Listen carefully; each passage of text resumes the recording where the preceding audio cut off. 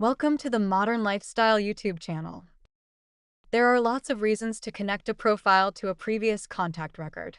The most basic of these is if you have previously purchased a ticket or attended an event, and you would like to be included in the social aspect of the site.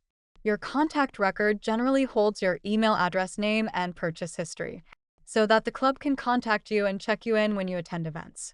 Firstly, we start by going to the club's website.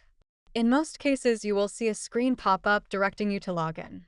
In the top towards the left-hand corner, you'll see an option to sign up.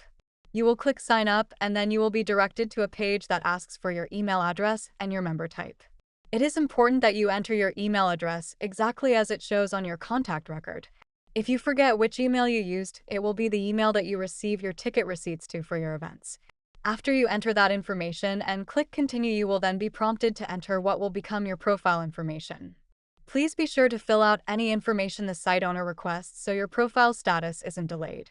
Fields without red asterisk are optional. As a reminder, the staff/admin image will be used to confirm you are the person on your profile when checking in, and this image will not be shared with other members. The image upload next to members will allow you to upload a profile image that other members will be able to see. After you fill out all the information again, making sure that the email is the same as the one you receive your ticketing receipts to. You will click to register at the bottom. From here, it's up to the event staff to approve your profile.